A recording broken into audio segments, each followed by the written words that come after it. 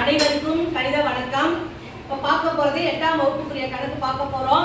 எடுத்துக்காட்டு 6.10 அந்த கணக்கில் ஒன்று பார்க்க போகிறோம். இப்போ பாருங்க, நிகழ்வு செவ்வகத்தை பயன்படுத்தி கீழ்காணும் தரவுகளுக்கு நிகழ்வு பலகோணம் வரைக அப்படின்னு சொல்லி கொடுத்துருக்காங்க. என்ன பண்ணிருக்காங்க, மதிப்பெண்கள் எக்ஸ்எச்ல மதிப்பெண்கள் கொடுத்துருக்காங்க. ஒய்எச்ல வந்து மாணவர்களின் எண்ணிக்கைன்னு சொல்லி ஒரு அட்டவணை கொடுத்துருக்காங்க. இதை வச்சுக்கிட்டு இந்த அட்டவணையை பயன்படுத்தி நம்ம நிகழ்வு செவ்வகம் வரைஞ்சிடலாம். அப்புறம் புள்ளிகள் இருந்தாதான் நம்ம என்ன செய்யலாம், நிகழ்வு பலகோணம் வரைய முடியும். புள்ளிகள் அப்படின்னா இதுல நடுப்புள்ளி 0 to 10னா நடுவுல இருக்கிறது என்ன வரும், 5 5, 5. ஒய்எச் வந்து மாறாது, அப்படியேதான் இருக்கும். இதை மட்டும் நடுப்புள்ளிகளை வந்து நம்ம எக்ஸ்எச்ல கொண்டு வரோம். எப்ப பயன்படுத்த போறோம், நிகழ்வு பலகோணம் வரைவதற்கு இந்த புள்ளிகள் நமக்கு தேவை. அதே மாதிரி 10க்கும் 20க்கும் நடுவுல இருக்கிறது 15 15 8 25 10 35 18 45 25 55 28 65 75 85 இந்த புள்ளிகளை நம்ம எழுதிக்கிறோம். முதல்ல கொடுக்கப்பட்ட அட்டவணையை பயன்படுத்தி நிகழ்வு செவ்வகம் வரைய போறோம். எக்ஸ்எச்ஐ பொறுத்த வரைக்கும் மதிப்பெண்கள், ஒய்எச்ஐ பொறுத்த வரைக்கும் மாணவர்களின் எண்ணிக்கை. அடுத்து நம்ம என்ன செய்வோம், கிராஃப் இந்த மாதிரி போட்ட பிறகு அளவு திட்டத்தை நம்ம எடுத்து எழுத போறோம். எக்ஸ்எச்சில் 1 சென்டிமீட்டர் என்பது எத்தனை போட்டிருக்கேன், 10 10 போட்டிருக்கோம், 10 மதிப்பெண்கள். ஒய்எச்சில் 1 சென்டிமீட்டர் என்பது 2 மாணவர்கள். அளவு திட்டத்தை குறிச்சுக்கிட்டு தான் நம்ம இங்க என்ன பண்ண போறோம், அங்க பார்க்க போறோம். ஓகேவா?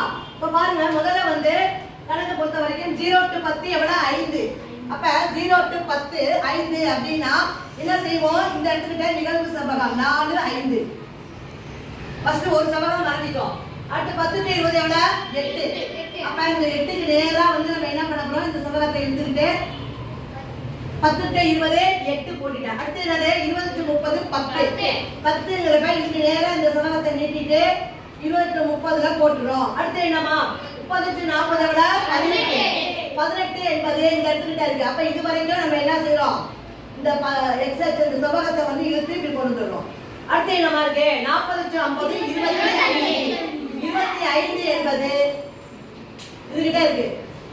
40 to 50 25, 50 to 60 எவ்வளவு, 22 என்பது இந்த இடத்துக்கிட்ட இருக்கு. அப்ப இத மாதிரி 50 60 22ன்னு போடணும்.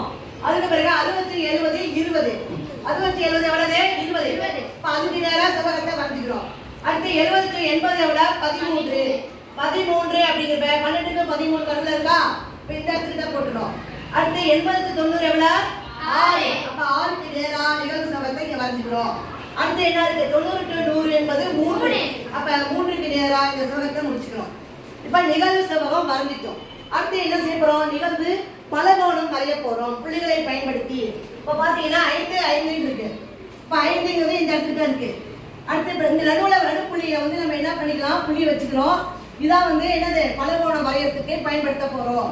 இந்த மாதிரி வச்சுக்கிறோம், எடுத்து எழுதிக்கலாம். முதல்ல என்ன புள்ளிமா, 5 5 புள்ளிகள் எவ்வளவு, 5 5. அடுத்து என்ன இருக்கு, 15 8 எல்லாருமே சொல்லலாம். அடுத்து 25 10. அடுத்து என்ன இருக்கு சொல்லுங்க, 18. அடுத்து 25. அடுத்து என்ன இருக்கு,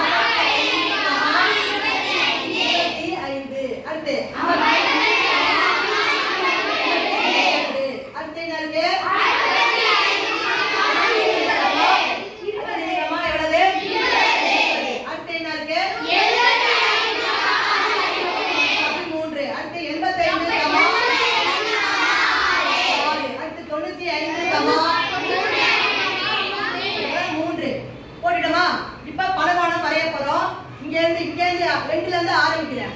இந்த மாதிரி என்ன பண்ண போறோம், இணைச்சி போட போறோம். அவ்வளவுதான்.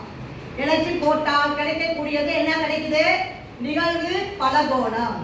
இப்ப என்ன பண்ணிருக்கோம், ஃபர்ஸ்ட் நிகழ்வு செவ்வகத்தை வரைஞ்சி அப்புறம் நம்ம என்ன செய்யலாம், 2 வரைக்கும் இழுத்து விட்டுருக்கோம். இப்ப என்ன செஞ்சிருக்கோம், நிகழ்வு செவ்வகம் வரைந்து அதுல இருந்து புள்ளிகளை பயன்படுத்தி நிகழ்வு பலகோணம் வரைஞ்சிருக்கிறோம். எல்லாருக்கும் புரிஞ்சிச்சா?